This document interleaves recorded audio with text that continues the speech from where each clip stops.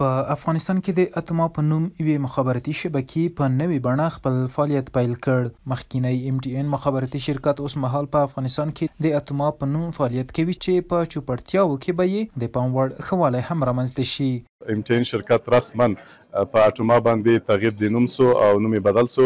په مشتریانو باندې به هیڅ نه و د هغوی په خدماتو باندې به هیڅ نه و تاثیر نه راځي او د هغوی خدمات به لا هم نور بهتره کیږي او دوی کولی شي چې د خپلو سیم کارتونو څخه څه رقم چې مخکې استفاده کوله اوس هم استفاده وکړي.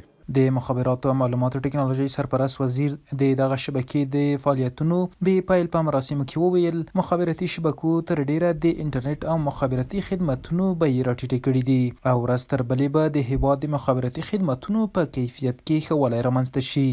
د افغانستان اسلامي امارت د مخابراتو وزارت رهبري کوشش کوي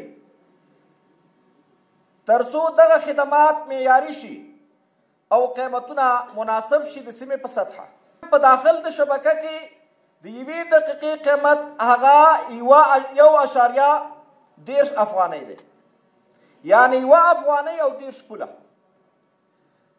او په مخالفه شبکه کې د هغې قیمت 1.40 افغانۍ دی، یعنی 1 افغانۍ او 40 پوله.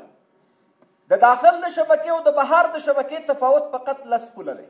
د اتما مخابراتي شرکت د پرانیستلو په مراسمو کې له ټولو بهرمیشتو پانګوالو غوښتنه وشوه چې اوس مهال په افغانستان کې د هر ډول پانګونې ته ښه زمینه برابره شوې ده. هغوی دې دلته راشي، پانګونه دې وکړي او هیوادوالو ته د کاري فرصتونه رامنځته کړي. ټولو سرمایه ګزارانو ته، هر هغه څوک چې د افغانستان په هر بخش کې سرمایه گزارۍ ته اراده لري، پوره اعتماد ورکوو، اطمینان ورکوو چې دلته به د هغوی عزت، ابرو او سرمایه خوندي وي، هیڅ قسمه تشویش دې نه کوي، راوړاندې دې شي او په صادقانه شکل دې دلته سرمایه گزاري وکړي. د اتما په نوم د دغه شبکې مسؤلین وایي چې په نوې بڼه او ښه کیفیت به خپل خدماتونه هیوادوالو ته وړاندې کړي. موږ ژمنتیا دا ده چې خپل خدمات بهتر کړو د خپل مشتریانو لپاره او د موږ مشرتابه چې دی هغه دا هوډ لري چې په افغانستان کې خپل د مشترکینو لپاره بهترین خدمات وړاندې کړو او موږ په افغانستان کې د افغانانو د غوره شرکت او د غوره انتخاب شرکت وګرځو ان شاء الله.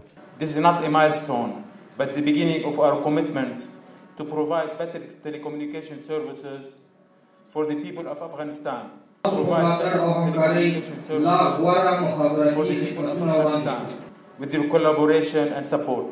د کار او ټولنیزو چارو وزیر له سیاحتي شرکتونو غوښتل چې له افغانستان څخه د ځوانانو د ایستلو پر ځای نور مثبت فعالیتونه ترسره کړي. دغه شرکتونه چې اوس په دغه ځای کې موجود دي د سیاحت شرکتونه اوس د دې تعداد د 15,000 څخه اوړي.